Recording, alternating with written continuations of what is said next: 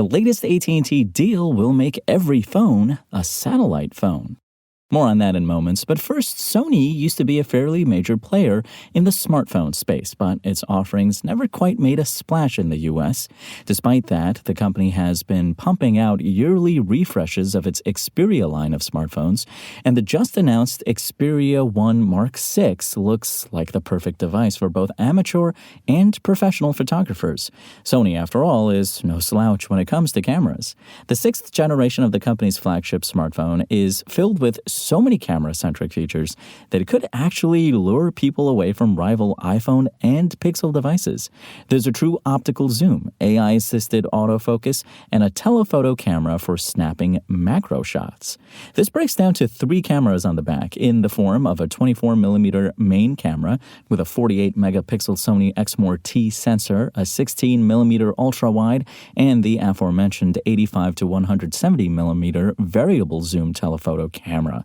That last one provides 3.5x to 7.1x magnification when compared to the main camera. The ladybug in your yard is begging for its close-up.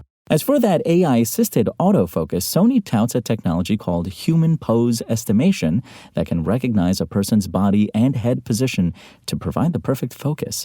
The camera system also supports filming video in 4K HDR at 120 frames per second. All of these features work together within Sony's new unified camera app, so people don't have to constantly jump between different software to get the job done. Find the latest news and reviews on this gadget and more at Engadget.com.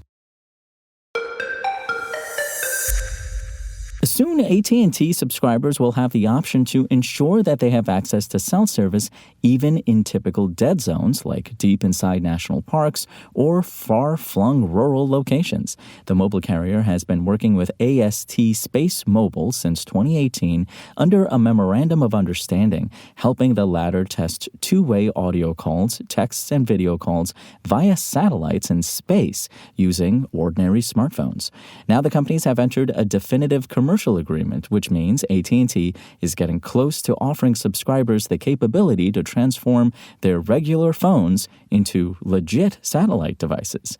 Phones need to be close enough to cell towers to be able to get any sort of service.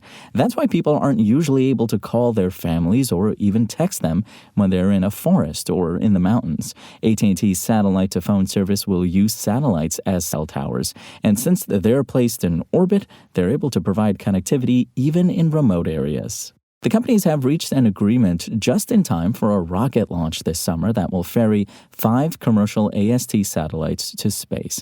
Those satellites will enable AT&T to roll out its service and are just the first ones in the company's planned constellation. Unfortunately, AT&T has yet to reveal a specific rollout date for the service, and it's also unclear if it will charge extra for the capability. Last year, AT&T wrote the FCC to raise concerns about a similar satellite-to-phone technology T-Mobile and SpaceX's Starlink are working on. The two companies formed an alliance in 2022, promising to provide users with a service that they'll be able to access even if they're in the middle of the ocean.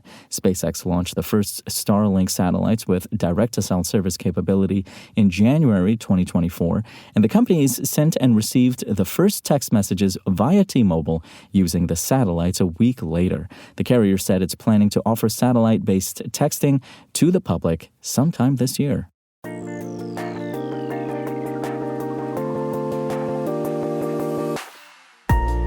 Thanks for listening to the show. Make sure to rate, review, and subscribe on Apple Podcasts. Today's show featured journalism by Engadget contributor Mariella Moon and Lawrence Bonk and was produced by Spoken Layer. I'm Imran Sheikh, and as always, we'll talk more tomorrow.